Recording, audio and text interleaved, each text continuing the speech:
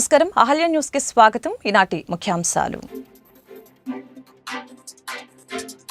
CM Chandrababu అధ్యక్షతన AP cabinet సమావేశం. వివిధ పథకాల అమలుకు సిద్ధం కావాలన్న చంద్రబాబు పేదలకు ఇళ్ల స్థలాలు ఇచ్చేందుకు ప్రతిపాదనలు సిద్ధం చేయాలని నిర్దేశం.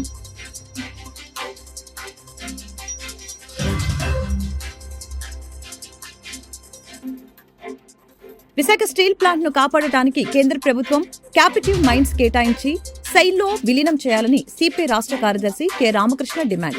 గత 4 సంవత్సరాలుగా అన్ని పార్టీలు, ప్రజలు పెద్ద ఎత్తున ఉద్యమం చేశారని వెల్లడి.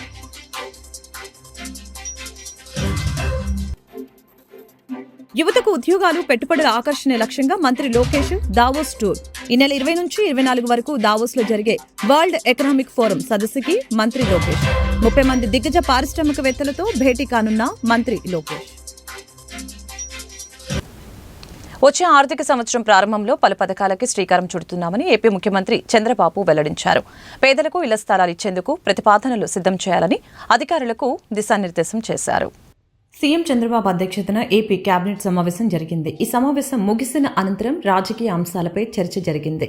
ఈ సందర్భంగా చంద్రబాబు మాట్లాడుతూ తల్లికి వందనం, అన్నదాత సుఖీభవ, మత్స్యకార భరోసా పథకాల అమలుకి సిద్ధం కావాలని దిశానిర్దేశం చేశారు. కేంద్రం పీఎం కిసాన్ నిధులు జమ చేసిన వెంటనే రాష్ట్రంలో అన్నదాత సుఖీభవ నిధులు జమ చేయాలని తెలిపారు. పేదలకు ఇళ్ల స్థలాలు ఇచ్చేందుకు ప్రతిపాదనలు సిద్ధం చేయాలని స్పష్టం చేశారు. గ్రామీణ ప్రాంతాల్లో 3 సెంట్లు, పట్టణ ప్రాంతాల్లో 2 సెంట్ల స్థలం పేదలకు ఇచ్చేలా ఏర్పాట్లు చేయాలని చెప్పారు. పోలవరం డయాఫ్రమ్ వాల్ నిర్మాణం వెంటనే ప్రారంభించి నిర్దేశిత సమయంలోపు పూర్తి చేయాలని అన్నారు. ఇక రాజధాని అమరావతి పనులు కూడా వెంటనే ప్రారంభం అవుతాయని సీఎం చంద్రబాబు తెలిపారు. విశాఖ స్టీల్ ప్లాంట్ ని కాపాడటానికి కేంద్ర ప్రభుత్వం క్యాపిటల్ మైన్స్ కేటాయించి సైల్లో విలీనం చేయాలని సిపిఐ రాష్ట్ర కార్యదర్శి కె రామకృష్ణ డిమాండ్ చేశారు. ఈ మేరకు కె రామకృష్ణ శుక్రవారం ఓ ప్రకటన విడుదల చేశారు. విశాఖ స్టీల్ ప్లాంట్ ప్రైవేటీకరణ కాకుండా కాపాడాలని డిమాండ్ చేస్తూ విశాఖ స్టీల్ ఉద్యోగులు, కార్మికులు, వామపక్ష పార్టీలతో సహా పలు రాజకీయ పార్టీలు, ప్రజలు గత 4 సంవత్సరాలుగా పెద్ద ఎత్తున ఉద్యమం చేస్తున్నారని చెప్పారు. చివరకు కేంద్ర ప్రభుత్వం స్పందించిందని, విశాఖ స్టీల్ కి 11,500 కోట్లు ప్యాకేజీని ఇస్తామని, అందులో 10,300 కోట్లు బాండ్ల రిడెంప్షన్ కింద ఇస్తామని ప్రకటించిందని చెప్పారు. ఇదే వాస్తవమైతే దీనివలన సమస్య పరిష్కారం అవుతుందని కార్మిక నేతలు భావించడం లేదని చెప్పారు. కానీ విశాఖ ఉక్కు ఫ్యాక్టరీ ప్రైవేటీకరణ కాకుండా ఉండాలంటే క్యాపిటల్ మైన్స్ కేటాయించి స్టీల్ అథారిటీ ఆఫ్ ఇండియాలో విలీనం చేయాలని స్టీల్ ఫ్యాక్టరీ కార్మికులు, ఉద్యోగులు డిమాండ్ చేస్తున్నారని చెప్పారు. విశాఖ స్టీల్ ఫ్యాక్టరీని ప్రైవేట్ పరం కాకుండా కాపాడాలని డిమాండ్ చేస్తూ విశాఖ ఉక్కు కార్మికులు, రాష్ట్ర వ్యాప్తంగా ఉన్న లక్షలాది మంది కార్మికులు, అదేవిధంగా పలు రాజకీయ పార్టీలు, వామపక్షాలు పెద్ద ఎత్తున గత 4 ఏళ్ళు ఉద్యమం చేపడతా ఉన్నాయి. చివరికి వాళ్ళ కేంద్ర ప్రభుత్వం స్పందించింది. మరి స్పందించిన దాంట్లో కూడా అరకొరగా స్పందించింది. ఎందుకంటే 11,500 కోట్ల రూపాయలు ప్యాకేజ్ ఇస్తాము, అందులో 10,300 కోట్ల రూపాయలు బాండ్స్ రిడెంప్షన్ కింద ఇస్తామని చెప్తా ఉన్నారు. ఇదే వాస్తవం అయితే దీనివల్ల సమస్య పరిష్కారం అవుతుందని కార్మిక నాయకులు భావించడం లేదు. ఎందుకంటే విశాఖ స్టీల్ ప్లాంట్ ప్రైవేటీకరణ కాకుండా ఉండాలంటే ఖచ్చితంగా దాన్ని క్యాపిటివ్ మైన్స్ ఏర్పాటు చేయాలి. అదేవిధంగా దాన్ని సెయిల్ ఆధ్వర్యంలో విలీనం చేయాలని చెప్పి కూడా ముందు నుంచి కూడా కార్మిక నాయకులు డిమాండ్ చేస్తారు. అదేవిధంగా అక్కడ ఉన్న ఆఫీసర్స్ అసోసియేషన్ కూడా అదే అంశాన్ని పలుమార్లు ప్రస్తావించడం జరిగింది. కాబట్టి ఏమంటే అరకొర చర్యల ద్వారా, ఎందుకంటే ఆల్రెడీ 17,000 కోట్ల రూపాయలు దానికి అప్పులు ఉన్నాయని చెప్తున్న తరుణంలో మీరు 11,500 కోట్లు ఇచ్చాం కాబట్టి మీరు మీ పని మీరు చేసుకోండి అంటే చేసుకోలేదు. మళ్ళీ కూడా అది మళ్ళీ మొదటికి వస్తుంది. కాబట్టి ఏమంటే కేంద్ర ప్రభుత్వం దీన్ని కాపాడడానికి ఖచ్చితంగా క్యాపిటివ్ మైన్స్ ఏర్పాటు చేసి సెయిల్ ఆధ్వర్యంలో విలీనం చేస్తే తప్పకుండా 10 కాలాల పాటు విశాఖపట్నం స్టీల్ ఫ్యాక్టరీ ముందుకు పోతుంది. అట్లు కాకుండా పక్కనే అనకాపల్లిలో మీరు Mittal steel plant captive mines ఇచ్చి దాదాపు 70,000 కోట్ల రూపాయలతో ప్రైవేట్ అక్కడ స్టీల్ ఫ్యాక్టరీ ఏర్పాటు చేస్తామంటే అది ఖచ్చితంగా దీనికి వ్యతిరేకం తప్ప మరొకటి కానే కాదు. ఖచ్చితంగా కేంద్ర ప్రభుత్వం వన్స్ ఫర్ ఆల్ శాశ్వతంగా ఈ సమస్య పరిష్కారం చేయడానికి విశాఖ స్టీల్ ప్లాంట్కి క్యాపిటివ్ మైన్స్ ఏర్పాటు చేసి సెయిల్ ఆధ్వర్యంలో విలీనం చేయాలని చెప్పి ఏదైతే కార్మిక నాయకులు డిమాండ్ చేస్తూ ఉన్నారో ఆ డిమాండ్స్ నెరవేర్చాలని చెప్పి సిపిఐ తరఫున డిమాండ్ చేస్తున్నారు. యువతకు ఉద్యోగాల పెట్టుబడుల ఆకర్షణ లక్ష్యంగా మంత్రి లోకేష్ దావోస్ టూర్ కి వెళ్లనున్నారు. ఈ నెల 20 నుంచి 24 వరకు దావోస్ లో జరిగే వరల్డ్ ఎకనామిక్ ఫోరం సదస్సుకి మంత్రి లోకేష్ హాజరు కానున్నారు. 5 రోజుల పర్యటనలో 50 మంది పైగా ప్రముఖులతో సమావేశాలు జరగనున్నాయి. 30 మంది దిగ్గజ పారిశ్రామికవేత్తలతో మంత్రి లోకేష్ భేటీ కానున్నారు. రాష్ట్రంలో యువతకు ఉద్యోగాల కల్పన, భారీ పెట్టుబడుల సాధనే లక్ష్యంగా పెట్టుబడుల టాస్క్ ఫోర్స్ కమిటీ చైర్మన్, రాష్ట్ర విద్య, ఐటీ, ఎలక్ట్రానిక్స్ శాఖల మంత్రి నారా లోకేష్ ఈ నెల 20 నుంచి 24 తేదీ వరకు దావోస్లో జరిగే వరల్డ్ ఎకనామిక్ ఫోరం సదస్సుకి హాజరు కానున్నారు. 5 రోజుల పాటు జరిగే ఈ సదస్సులో వివిధ దేశాలకు చెందిన 50 మందికి పైగా అంబాసిడర్లు, పారిశ్రామికవేత్తలు, పారిశ్రామిక రంగ పెద్దలతో మంత్రి లోకేష్ భేటీ కానున్నారు. ప్రత్యేకించి ఏపీ పెవిలియన్లో ప్రపంచవ్యాప్తంగా పేరెన్నిక గల 30 మంది పారిశ్రామికవేత్తలతో ముఖాముఖి సమావేశమై రాష్ట్రంలో పెట్టుబడులపై చర్చలు జరుపుతారు. వరల్డ్ ఎకనామిక్ ఫోరం వేదికగా విద్యారంగంలో ప్రపంచవ్యాప్తంగా వస్తున్న మార్పులపై విద్యారంగ గవర్నర్ల సమావేశంలో పాల్గొంటారు. ఇంటెలిజెంట్ పరిశ్రమల కోసం మెరుగైన పర్యావరణ వ్యవస్థ నిర్మాణం, అధునాతన యుగంలో ఆర్టిఫిషియల్ ఇంటెలిజెన్స్ ప్రభావం, జెండర్ పారిటీ, స్ప్రింట్ ఛాంపియన్స్ అంశాలపై ప్రముఖులతో నిర్వహించే సమావేశాలకు హాజరవుతారు. 36వ జాతీయ భద్రతా మాసోత్సవాలు నిర్వహిస్తున్నామని డిప్యూటీ ట్రాన్స్పోర్ట్ కమిషనర్ మోహన్ తెలిపారు. ఈ మేరకు రహదారి భద్రతా మాసోత్సవాలు ప్రారంభించారు. ఈ సందర్భంగా ఆయన మాట్లాడారు. ఈ నెల 16వ తేదీ నుంచి వచ్చే నెల 15వ తేదీ వరకు రహదారి భద్రతా మాసోత్సవాలు నిర్వహిస్తున్నామని చెప్పారు. రాష్ట్రంలో ప్రమాదాల సంఖ్య పెరిగిందని అన్నారు. అందులో ఎన్టీఆర్ జిల్లా ప్రథమ స్థానంలో ఉందని తెలియజేశారు. రోడ్ల నిర్వహణ సరిగ్గా లేకపోవడం, విద్యుత్ దీపాల లోపం వలన ఈ ప్రమాదాలు ఎక్కువగా జరుగుతున్నాయని తెలిపారు. రోడ్డు ప్రమాదాలలో ఎక్కువగా ద్విచక్ర వాహనాల వలనే జరుగుతున్నాయని, హైకోర్టు ఆదేశాల మేరకు ప్రతి ఒక్కరూ హెల్మెట్ ధరించేలా చర్యలు తీసుకుంటున్నామని చెప్పారు. కాబట్టి వీటికి సంబంధించినటువంటి నివారణ చర్యలు తీసుకోవడానికి భాగంగా మనం జిల్లా రోడ్ సేఫ్టీ కమిటీస్ అని మనం ఏర్పాటు చేశాము. దీంట్లో ఒక రవాణా శాఖ ఒకటే కాకుండా పోలీస్ శాఖ, అలాగే ఇంజనీరింగ్ డిపార్ట్మెంట్స్, ఎందుకంటే ఇంజనీరింగ్, ఎన్ఫోర్స్మెంట్, ఎడ్యుకేషన్ 3 రకాలుగా యొక్క ప్రమాదాలు నివారించాలని చెప్పి ప్రభుత్వం భావిస్తుంది. మరి రోడ్ ఇంజనీర్లు అందరూ కూడా ఇంజనీరింగ్ డిఫెక్ట్స్ ఉండడము, లేకుండా రోడ్డు మీద ప్రాపర్ గా లైటింగ్ లేకపోవడము, సిగ్నలింగ్ వ్యవస్థ సరిగ్గా లేకపోవడము, వీటి వల్ల ప్రమాదాలు జరుగుతున్నాయని కూడా గుర్తించారు. కాబట్టి అలాంటి ప్రమాదాలు జరిగిన తర్వాత అందరూ కూడా కలిసికట్టుగా, అంటే ఇంజనీరింగ్ డిపార్ట్మెంట్స్ అనేటువంటి national highway authority of India వాళ్ళు, అట్లాగే R&B లో కూడా నేషనల్ హైవే డిపార్ట్మెంట్ ఉంటుంది. అట్లాగే స్టేట్ హైవేస్ అన్ని కూడా R&B డిపార్ట్మెంట్ ఒక ఎస్సీ గారు ఉంటారు. అలాగే రూరల్ రోడ్స్ అంతటి కూడా పంచాయతీరాజ్ నుంచి సంబంధించిన ఒక ఎస్సీ గారు ఉంటారు. అట్లాగే మున్సిపాలిటీస్, అర్బన్ ఏరియాస్ అంతా కూడా మున్సిపల్ ఇంజనీరింగ్ డిపార్ట్మెంట్ ఉంది. మన విజయవాడ మున్సిపల్ కార్పొరేషన్ కానీ, జగ్గయ్యపేట, నందిగామ, మైలవరం, ఇక్కడ ఈ ప్రదేశాల్లో ఉన్నటువంటి అర్బన్ రోడ్స్ అన్ని కూడా మన మున్సిపల్ ఇంజనీరింగ్ డిపార్ట్మెంట్ వాళ్ళు మెయింటైన్ చేస్తారు. వారిని కూడా దీంట్లో భాగస్వామ్యంగా చేరడం జరిగింది. పోలీసు శాఖ, రవాణా శాఖ, ఎన్ఫోర్స్మెంట్ డిపార్ట్మెంట్ గా దీంట్లో ఉన్నారు. అట్లాగే ఆర్టీసీ, ఎక్కువ వాహనాల సంస్థ ఆర్టీసీని కూడా దీంట్లో మెంబర్ గా పెట్టడం జరిగింది. వీరు కాకుండా యాక్సిడెంట్ అయిన తర్వాత తీసుకునే చర్యల్లో భాగంగా మనం government hospital, district government hospital superintendent గారిని, అలాగే డిఎంఎడ్, district medical and health officer గారిని, అలాగే ప్రైవేట్ హాస్పిటల్స్ కి సంబంధించినటువంటి మేనేజ్మెంట్స్ లో కొంతమందిని, అలాగే DCHS, district coordinator for government hospital సంబంధించిన కోఆర్డినేటర్, అన్ని డిపార్ట్మెంట్ సంయుక్తంగా చేస్తేనే ప్రమాదాలు నివారించమని చెప్పి గత 2 సంవత్సరాలుగా చేస్తున్నాం. దీంట్లో ప్రతి నెల కూడా ఈ యొక్క భద్రత జిల్లా కలెక్టర్ గారి ఆధ్వర్యంలో మీటింగ్ జరుగుతుంది. గత నెలలో జరిగినటువంటి తీవ్రమైన ప్రమాదాలన్నీ అన్ని విశ్లేషణ చేసి వాటికి తదుపరి చర్యలు తీసుకోకుండా అక్కడ ఎలా చేయాలనే దాని గురించి ఆ యొక్క కమిటీ నిర్ణయం తీసుకుంటుంది. మరి రాష్ట్ర వ్యాప్తంగా కనుక చూస్తే మనకు రోడ్డు ప్రమాదాలు, అంటే రోడ్డు ట్రాఫిక్ కూడా మనకు 8 నుంచి 10% రవాణా అవసరాలు పెరుగుతున్నాయి, వాహనాల సంఖ్య పెరుగుతూ ఉంది. కానీ దానికి తగ్గట్టుగా మనకు రోడ్లు అయితే పెరగట్లేదు. ఉన్న రోడ్లని మనం విజయవాడ దుర్గ అగ్రహారంలో అంకమ్మ తల్లి జాతర మహోత్సవాలు అత్యంత వైభవంగా జరుగుతున్నాయి. ఉత్సవాలలో భాగంగా అమ్మవారి ఉయ్యాల సేవను ఆలయ ఆవరణలో నేత్రపర్వంగా నిర్వహించారు. అందంగా అలంకరించిన ఉయ్యాలపై అమ్మవారి ఉత్సవ మూర్తిని వేంపింపు చేసి వర్ణమయ పుష్పాలతో చూడచక్కగా అలంకరించడం జరిగింది. వేద పండితుల వేద పఠనం చేస్తూ ఉండగా అమ్మవారి ఉయ్యాల సేవ వేడుకగా నిర్వహించారు. ఉయ్యాల సేవలో భక్తులు పెద్ద సంఖ్యలో పాల్గొని అంకమ్మ తల్లి అనుగ్రహానికి పాత్రులయ్యారు. धूमके शुभ्रारोजीकं जिष्टिषु यज्ञानामध्वरश्रियम् సంగీత సన్మం మండలి ఆధ్వర్యంలో దుర్గాపురంలోని సంగీత కళాకారులలో నిర్వహిస్తున్న శ్రీ సద్గురు త్యాగరాజస్వామి ఆరాధన సంగీతోత్సవాలు శాస్త్రీయ సంగీత వైభవాన్ని చాటుకున్నాయి.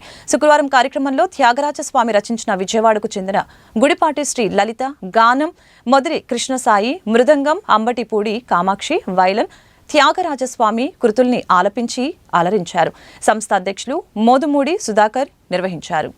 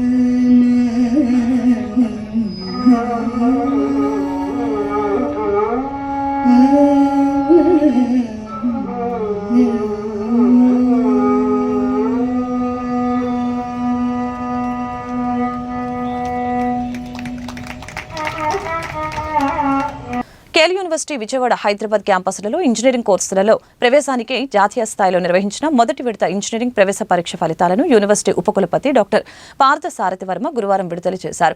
విజయవాడలోని యూనివర్సిటీ అడ్మినిస్ట్రేషన్ కార్యాలయంలో గురువారం ఏర్పాటు చేసిన విలేకరుల సమావేశంలో ఆన్లైన్ ద్వారా ఫలితాలను విడుదల చేశారు. ఈ సందర్భంగా ఆయన మీడియాతో మాట్లాడారు.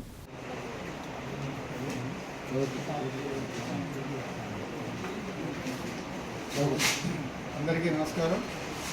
నా పేరు doctor JSR, director of admissions, KL university Vijayawada Hyderabad campuses. ప్రతి సంవత్సరం లాగా ఈ సంవత్సరం కూడా ప్రతిష్టాత్మకంగా కండక్ట్ చేసే ఇంజనీరింగ్ ఎంట్రన్స్ ఎగ్జామినేషన్కి అంటే 2025 విద్యా సంవత్సరంలోకి ఇంజనీరింగ్ చదవాలనుకున్న విద్యార్థులు 2025 సంవత్సరంలో MBA కానీ, MCA కానీ, BBA కానీ, BCA కానీ ఈ కోర్సులు ఎవరైతే చదువుదాం అనుకుంటున్నారో అన్ని కోర్సులకు సంబంధించిన ఎంట్రన్స్ ఎగ్జామినేషన్ ఫేజ్ 1 డిసెంబర్లో కండక్ట్ చేశాము. దాదాపు 1,00,000 మంది విద్యార్థులు దీనికి అటెండ్ చేశారు 14 రాష్ట్రాల నుంచి.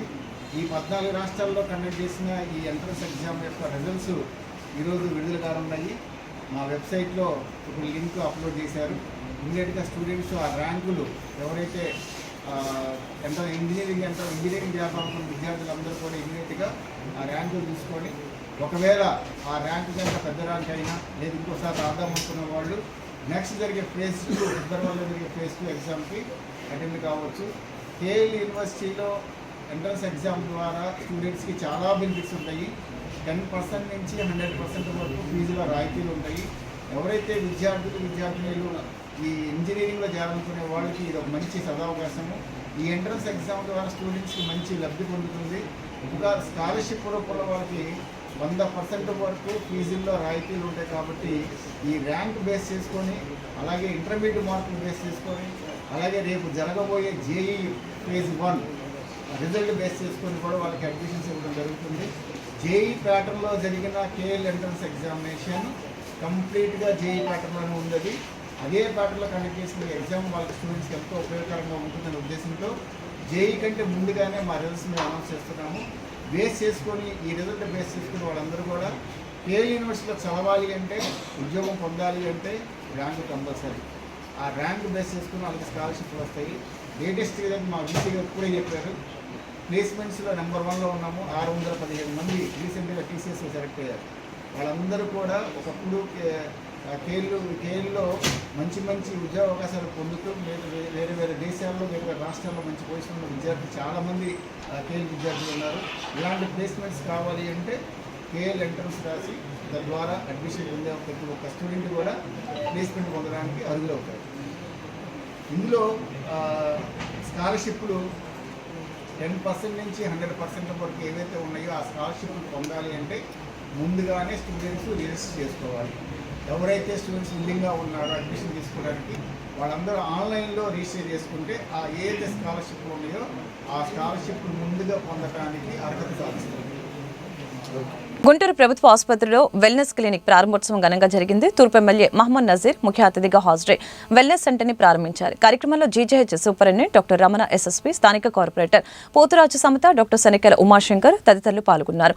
కాలం మారుతున్న కొద్దీ ప్రతి ఒక్కరి జీవన శైలిలో మార్పులు వస్తున్నాయి. ఈ సందర్భంగా ఎమ్మెల్యే సూపరింటెండెంట్ తెలిపారు, మారుతున్న జీవన శైలి కారణంగా అనేక విధాలుగా జబ్బుల బారిన పడుతున్నారని చెప్పారు. అయితే ఎలాంటి జబ్బుల బారిన పడకుండా ప్రజలకు తగిన సూచనలు, సలహాలు అందించేందుకు వెల్నెస్ సెంటర్ పనిచేస్తుందని చెప్పారు. ప్రజలు తమ ఆరోగ్యంపై శ్రద్ధ వహించాలని తెలిపారు. గుంటూరు ప్రభుత్వ ఆసుపత్రిలో ఏర్పాటు చేసిన వెల్నెస్ సెంటర్ని సద్వినియోగపరచుకోవాలని సూచించారు. జీవిత విధానం, ఆహార అలవాట్లకు వయసుతో సంబంధం లేకుండా అనేక మంది బీపీ, షుగర్ అటువంటి వ్యాధులకు లోనవుతున్నటువంటి పరిస్థితులు గమనించి గౌరవ ముఖ్యమంత్రి గారి ఆదేశాల మేరకు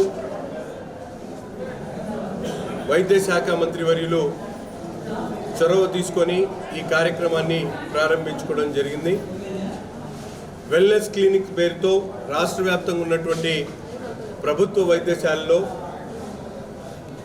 ఎటువంటి జబ్బు లేకపోయినప్పటికీ కూడా రాబోయేటువంటి జబ్బులకు వాళ్ళందరూ కూడా ముందే అవసరమైనటువంటి వైద్య పరీక్షలు కానీ, డాక్టర్ల సలహాలు కానీ, జీవిత విధానాలను మార్చుకునేటువంటి మోటివేషన్ కార్యక్రమాలను ఏర్పాటు చేసేటువంటి ప్రక్రియ ఈ వెల్నెస్ సెంటర్ ద్వారా ప్రభుత్వ ఆసుపత్రుల్లో తీసుకోవడం జరుగుతూ ఉంది. ఎందుకంటే ఆధునిక జీవితంలో ప్రతి ఒక్కరు కూడా ఎంతో స్ట్రెస్కు లోనవుతూ అనేక రకాలుగా ఇబ్బందులు పడుతున్నటువంటి పరిస్థితులు గమనించి ముఖ్యమంత్రి గారు సామాన్యులకు సైతం అత్యాధునికమైనటువంటి వైద్య సదుపాయాలు కల్పించాలి, ప్రతి ఒక్కరు కూడా ఆరోగ్యంగా ఉండాలి, ఆంధ్రప్రదేశ్లో ఉన్నటువంటి సామాన్యులతో పాటు ప్రతి ఒక్కరు కూడా ఆరోగ్యంగా ఉండాలనే ఒక ఆలోచనతో ఇటువంటి మంచి కార్యక్రమాన్ని తీసుకోవడం జరిగింది. ఈరోజు రాష్ట్రంలో అతిపెద్ద వైద్యశాలకు ఉన్నటువంటి గుంటూరు ప్రభుత్వ ఆసుపత్రిలో ఈ వెల్నెస్ సెంటర్ను ప్రారంభించుకోవడం చాలా సంతోషం. తప్పకుండా నగర ప్రజలతో పాటు చుట్టుపక్కల ప్రాంతాల్లో ఉన్నటువంటి ప్రతి ఒక్కరు కూడా ఈ అవకాశాన్ని సద్వినియోగం చేసుకొని రాబోయేటువంటి రోజుల్లో మీకు ఎటువంటి జబ్బులు రాకుండా ముందే మీరందరూ కూడా అవగాహన చేసుకునేటువంటి కార్యక్రమాన్ని ఈ వెల్నెస్ సెంటర్లో తీసుకోవడం జరుగుతూ ఉంది. మంచి ఓపీతో పాటు డాక్టర్లు అందుబాటులో ఉంటారు కాబట్టి ప్రతి ఒక్కరు కూడా ఈ సద్వినియోగం చేసుకోవాలని చెప్పి తెలియజేస్తూ ఈ కార్యక్రమాన్ని ఏర్పాటు చేసినటువంటి గుంటూరు ప్రభుత్వ ఆసుపత్రి సూపరింటెండెంట్ రమణ గారికి అలాగే సిబ్బందికి ధన్యవాదాలు తెలుపుతాము. నెంబర్ 3లో ముఖ్యమైన కార్యక్రమం అది మా ప్రియతమ నేత నజీర్ గారి చేతుల మీదుగా ఆవిష్కరింపబడింది. అదే వెల్నెస్ క్లినిక్. మా అమ్మగారు ట్రీట్మెంట్ చేసినప్పుడు పేషెంట్స్కి అవకాశం ఉంటేనే ట్రీట్మెంట్ ఉండేది, జబ్బు వచ్చినా అవకాశం ఉంటే ట్రీట్మెంట్ వచ్చేది. మేము ట్రీట్మెంట్ చేస్తున్నప్పుడు లేటెస్ట్ మెథడ్స్లో ఎలా జబ్బు నయం చేయాలా అనుకునేవాళ్ళం. బట్ ఇప్పుడు యువత ఏం కోరుకుంటుంది అంటే అసలు మాకు జబ్బే రాకూడదు, ఏం చేయాలి, ఆ జబ్బు రాకుండా ఉండాలంటే మేము ఎలా ఉండాలి అనేది ఇప్పుడు కోరుకుంటుంది. ఇది స్వర్ణాంధ్రప్రదేశ్ ఒక డ్రీమ్ని నిజం చేయడానికి ఆరోగ్య ఆంధ్రప్రదేశ్కి పునాది.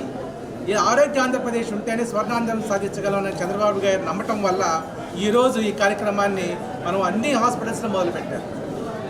బాంబే లాంటి పెద్ద పెద్ద సిటీస్లో రివైవ్ అనే హెల్త్ క్లినిక్స్ ఉన్నాయి.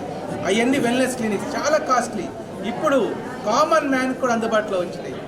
కొన్ని drugs glutathione, leucine, amino acids వేసుకోవడం వల్ల వయసుని కంట్రోల్ చేయటం, లోపల ఉన్న క్రోమోజోమ్స్ లెంత్ పెరగటం, తద్వారా మన వయసు అనేది పెరగకుండా ఆరోగ్యంగా మనం ఉండే అవకాశం ఉంటుంది. ఎలా అయితే మనం తింటే మనం బాగుంటాం, ఎలా అయితే తింటే మనకు షుగర్, బీపీలు రావు, 50 years 60 yearsలో కూడా మనం హెల్తీగా ఎలా ఉంటాము ఈ క్లినిక్ ద్వారా మీరు తెలుసుకొని ప్రజలందరూ అభివృద్ధి చెందాలని కోరుతూ ఎంతో గొప్ప ఉద్దేశంతో హెల్త్ మినిస్టర్ గారు సత్యకుమార్ గారి క్లినిక్స్ ప్రతి గవర్నమెంట్ హాస్పిటల్లో ప్రతి సామాన్యుడికి అందజేశాడు. అంత్యోధ్యాయ అంటే ప్రతి చివరి వ్యక్తి వరకు గవర్నమెంట్ ఫలాలు అందించాలి అనే ఒక ఉద్దేశంతో ఈ యొక్క క్లినిక్ స్టార్ట్ అయినాయి. కనుక మీడియా మిత్రులందరికీ వినవి చేసుకునేది ఏంటంటే ప్రతి వాళ్ళకి ఈ యొక్క ప్రోగ్రాం గురించి చెప్పి మండే అండ్ వెనస్డే ఈ యొక్క క్లినిక్స్ ఉంటాయి, వాటి యొక్క ఫలాలు తీసుకొని మీరందరూ ఆరోగ్యంగా ఉండాలని కోరుతూ ఇక్కడ చేసిన సూపరింటెండెంట్ గారికి, మా ప్రీతం నాయకులు నజీర్ గారికి, సమతా గారికి, మరి వైద్యం గారికి అంత కృతజ్ఞతలు చెప్తున్నాను. జై హింద్. రాష్ట్రంలో ఏ ఒక్క ఊరిలోనైనా 100% రుణమాఫీ అయిందని రాసిస్తే బీఆర్ఎస్ ఎమ్మెల్యేలంతా రాజీనామా చేస్తామని సీఎం రేవంత్ రెడ్డికి బీఆర్ఎస్ వర్కింగ్ ప్రెసిడెంట్ కేటీఆర్ సవాల్ విసిరారు. రంగారెడ్డి జిల్లా షాబాద్లో ఏర్పాటు చేసిన రైతు సభలో కేటీఆర్ పాల్గొని ప్రసంగించారు. ఇవాళ పేపర్లలో బెస్ట్ జోక్ చూసిన రేవంత్ రెడ్డి ఢిల్లీకి పోయిండు, అక్కడ స్పీచ్ ఇస్తుండు, తెలంగాణలో మొత్తం ఉద్ధరించినా ఢిల్లీలో కూడా ఉద్ధరిస్తానని మీరు నా మాట నమ్మి కాంగ్రెస్ పార్టీకి అధికారం ఇవ్వండి. తెలంగాణలో 6 గ్యారెంటీలు అమలు చేశాం, రుణమాఫీ చేశాను, 100 రోజుల్లో ఇచ్చిన మాట నిలబెట్టుకున్నా, ఢిల్లీలో కూడా అదే చేస్తానని రేవంత్ రెడ్డి చెప్తున్నాడని అన్నారు. నువ్వే చెప్పినావు డిసెంబర్ 3కు ముందైతే 5,000, డిసెంబర్ 3 తర్వాత అయితే 7,500 నువ్వే నరికినావు. మరి ఆ లెక్క తీస్తే ఈ రోజు ఒక్కొక్క ఎకరానికి సంవత్సరంలో రేవంత్ రెడ్డి ఎంత బాకీ ఉన్నాడు ఎరికైనా? ఒక్కొక్క రైతుకు ఒక ఎకరానికి 17,500 రూపాయల చొప్పున బాకీ ఉన్నాడు. నీకు 2 ఎకరాలుంటే 35,000 బాకీ పడ్డాడు, నీకు 4 ఎకరాలుంటే 70,000 బాకీ పడ్డాడు రేవంత్ రెడ్డి. అందుకే ఇంటింటికి వచ్చే కాంగ్రెస్ నాయకులు రేపు సర్పంచ్ ఎలక్షన్లల్లా, జెడ్పీటీసీ ఎలక్షన్లల్లా, ఎంపీటీసీ ఎలక్షన్లల్లా మళ్ళా కాంగ్రెస్ వాళ్ళు వస్తారు. వచ్చి మళ్ళా పాంప్లెట్లు పట్టుకొని అమ్మా చేయి గుర్తుకోటేరి, అమ్మా చేయి గుర్తుకోటేరి అని వస్తారు. ఏం అడగాల మీరు? కొడుక ఓటు మాయేస్తా, ఎకరానికి 17,500 రూపాయల చొప్పున బాకీ ఉన్నాడు నీ రేవంత్ రెడ్డి, వాడిని ముందు కట్టుమాను, కడితే తప్పకుండా ఓటేస్తా అని చెప్పి తప్పకుండా చెప్పండి. ఎంత బాకీ ఉన్నాడు ఎకరానికి?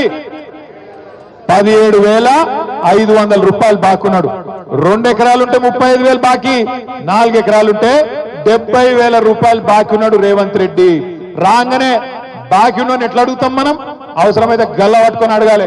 ఏమరా కొడుక ఏదో బాగా చెప్తీవి ఎలక్షన్ ముందు, కాంగ్రెస్ గుద్దు గుద్దు అంటివి, అభయాస్తం అంటివి, ఇప్పుడు అభయాస్తం భస్మాసురాస్తం అయింది, నెత్తి మీద భస్మాసురాస్తం అయిపోయి ఆగమైపోతున్నాం, ఏం సంగతి అని అడగాలి. గురుకులాల ప్రిన్సిపల్ సిబ్బందితో సమావేశం కావడం సంతోషంగా ఉందని, ప్రతి విద్యా సంవత్సరంలో ఇలాంటి సమావేశాలు నిర్వహించాలని నిర్ణయించాలని, గురుకులాల్లో 10 ఏళ్లుగా పాతుకుపోయిన సమస్యల్ని పరిష్కరించేందుకు పనిచేస్తున్నామని పంచాయతీరాజ్, గ్రామీణాభివృద్ధి, మహిళా శిశు సంక్షేమ శాఖ మంత్రి సీతక్క సమీక్ష సమావేశం నిర్వహించారు.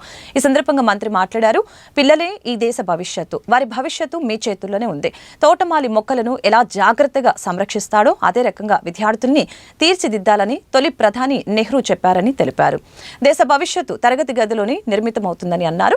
ఆ భవిష్యత్తు టీచర్లు, ప్రిన్సిపల్స్ మీద ఉందని చెప్పారు. నిర్మల్ జిల్లా కేంద్రంలోని గీతా పారిశ్రామిక సహకార సంఘం భవనంలో గౌడ కులస్తుల సమావేశం జరిగింది. సమావేశానికి మోకుదెబ్బ జిల్లా అధ్యక్షులు పావల గోపి గౌడ్ అధ్యక్షత వహించారు. కార్యక్రమానికి ముఖ్య అతిథులుగా మోకుదెబ్బ జాతీయ అధ్యక్షులు, తెలంగాణ గౌడ సంఘాల జేఏసీ రాష్ట్ర చైర్మన్ అమరవేణి నర్సాగౌడ్ మాట్లాడారు. కల్లుగీత వృత్తి రక్షణ, రాజ్యాధికారం సాధనకే గౌడ కులస్తులు రాజకీయ పార్టీలకు అతీతంగా ఐక్యంగా ఉద్యమించాలని ఈ సందర్భంగా పిలుపునివ్వడం జరిగింది. ఆ దిశగా గౌడ కులస్తులు ఐక్యంగా పోరాడాలని పిలుపునిచ్చారు. అనంతరం మోకుదెబ్బ జాతీయ కమిటీ 2025 నూతన సంవత్సర క్యాలెండర్ ని ఆవిష్కరించడం జరిగింది. కార్యక్రమంలో రాష్ట్ర కమిటీ నాయకులు పడాల రాజేందర్ గౌడ్, కొండ బాలగౌడు, యాగండ్ల దసాగౌడు, తీగెల వెంకటగౌడ్ తదితరులు పాల్గొన్నారు. దేశ రాజధాని ఢిల్లీలో భారత్ మొబిలిటీ గ్లోబల్ ఎక్స్పో 2025ని ఇవాళ ప్రధాని మోదీ ప్రారంభించారు. ఈ సందర్భంగా ఆయన మాట్లాడారు. భారతదేశ ఆటోమొబైల్ రంగం ప్రపంచవ్యాప్తంగా అద్భుతంగా రాణిస్తుందని చెప్పారు. ఈ నెల 22వ తేదీన జరిగే ఈ ఆటో ఎక్స్పోలో దేశం నలుమూలల నుంచే వచ్చేవారు కాకుండా వివిధ దేశాలకు సంబంధించిన పలు వాహన తయారీ సంస్థలు కూడా పాల్గొంటాయని చెప్పారు. साथियों, मुझे खुशी है कि इस वर्ष भारत मोबिलिटी एक्सपो का दायरा काफी बढ़ गया है. पिछले साल 800 से ज्यादा एग्जीबिटर्स ने हिस्सा लिया, 1.5 लाख से ज्यादा लोगों ने विजिट किया। इस बार भारत मंडपम के साथ साथ द्वारका के अशोभूमि और ग्रेटर नोएडा के इंडिया एक्सपो सेंटर में भी ये एक्सपो चल रहा है। आने वाले 5-6 दिनों में बहुत बड़ी संख्या में लोग यहां आएंगे। अनेक नई गाड़ियां भी यहां लॉन्च होने वाली है। ये दिखाता है कि भारत में मोबिलिटी के फ्यूचर को लेकर कितनी पॉजिटिविटी है। यहां कुछ एग्जीबिशंस में विजिट करने, उन्हें देखने का अवसर अभी मुझे मिला। भारत की ऑटोमोटिव इंडस्ट्री फैंटास्टिक भी है और फ्यूचर रेडी भी है। मैं आप सभी को अपनी बहुत बहुत शुभकामनाएं देता हूं। వార్తలు ముగించే ముందు ముఖ్యాంశాలు మరొకసారి. సీఎం చంద్రబాబు అధ్యక్షతన ఏపీ కేబినెట్ సమావేశం. వివిధ పథకాల అమలుకు సిద్ధం కావాలన్న చంద్రబాబు పేదలకు ఇళ్ల స్థలాలు ఇచ్చేందుకు ప్రతిపాదనలు సిద్ధం చేయాలని నిర్దేశం.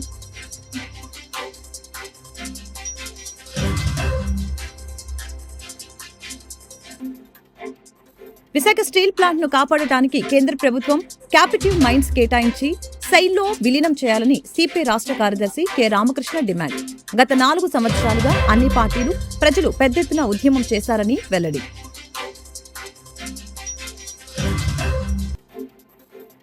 యువతకు ఉద్యోగాలు, పెట్టుబడుల ఆకర్షణ లక్ష్యంగా మంత్రి లోకేష్ దావోస్ టూర్. ఈ నెల 20 నుంచి 24 వరకు దావోస్ లో జరిగే వరల్డ్ ఎకనామిక్ ఫోరం సదస్సుకి మంత్రి లోకేష్. 30 మంది దిగ్గజ పారిశ్రామికవేత్తలతో భేటీ కానున్న మంత్రి లోకేష్. ఈ వార్తలు ఇంతటితో సమాప్తం. మరొక బులెటిన్ మళ్ళీ కలుద్దాం. నమస్కారం.